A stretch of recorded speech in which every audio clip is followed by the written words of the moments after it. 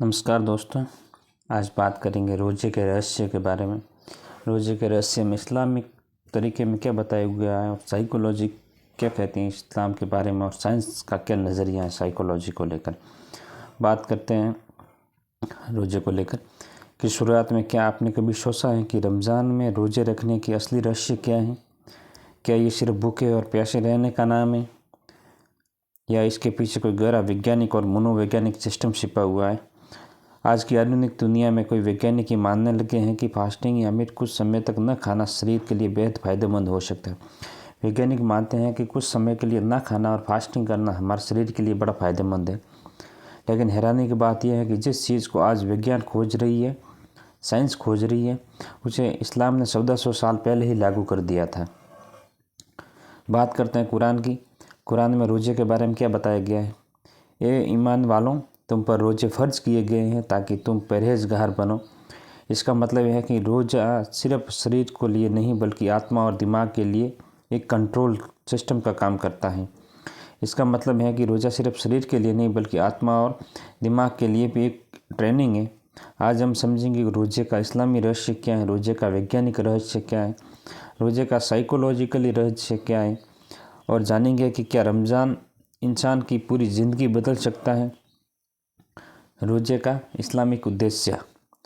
इस्लाम में रोज़े का असली उद्देश्य तकवा यानी अल्लाह पर याद और आत्मसंयम का है। मतलब खुद पर सेल्फ कंट्रोल की बात कर रहे हैं। जब इंसान सुबह से शाम तक खाना नहीं खाता, पानी नहीं पीता, बुरी बातों से बचता है, तो वह अपने नफ्स यानी इच्छाओं पर नियंत्रण करना सीखता है। अपनी इच्छाओं पर नियंत्रण करना, नफ्स के हवाले ना होना। इस्लाम सिखाता है कि अपनी इच्छाओं का गुलाम नहीं बनना चाहिए। रोज़ा हमें सिखाता है कि सब्र, अनुशासन, विनम्रता, गरीबों को तकलीफ़ न देना, गरीबों की तकलीफ़ समझना।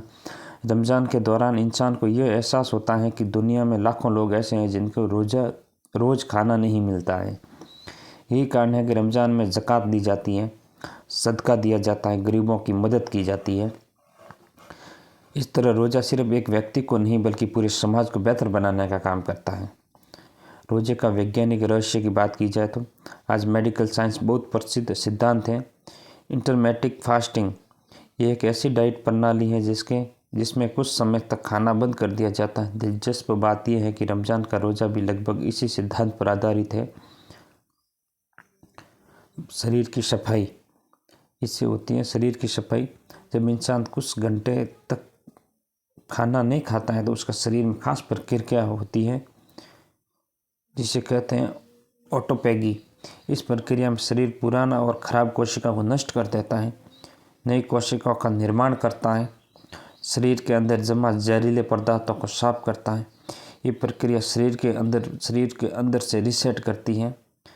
फैट बर्निंग, जब शरीर को खाना नहीं मिलता है तो वह अपनी ऊर्जा के लिए फैट का उपयोग करना शुरू कर देता है। इससे वज़न कम होता है, शरीर फिट होता है, मेटाबॉलिज्म बेहतर होता है, हमारे शरीर का मेटाबॉलिज्म बेहतर होता है। इसी वजह से कई लोग वज़न कम करने के लिए फास्टिंग डाइट अपनाते हैं। दिमाग को शक्ति मिलती है। रोज़ा रखने से दिमाग में खास प्रोटीन बनता है जिसे कहते हैं ब्रेन डेवलपिंग न्यूरोपैथिक फैक्टर।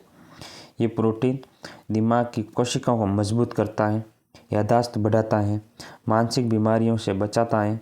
कुछ रिसर्च ये भी बताती हैं कि फास्टिंग डिप्रेशन और तनाव को भी कम करने में मदद करता है।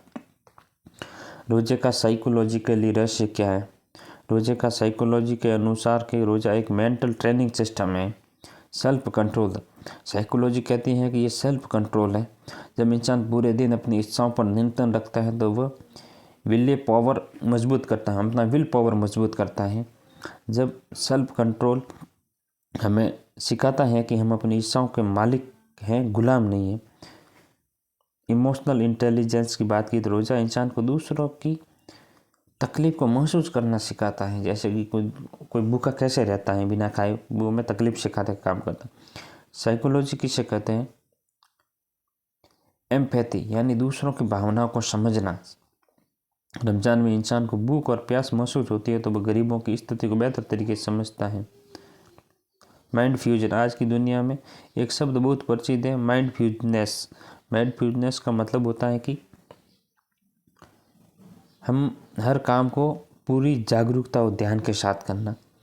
रोज़ा इंसान को ये सिखाता है, जब इंसान रोज़ा रखता है तो वह अपने शब्दों पर ध्यान रखता है, मतलब क्या बोलना क्या नहीं बोलता वो ध्यान रखता है, अपने व्यवहार पर ध्यान रखता है, अपने विचारों पर नियंत्रण रखता है।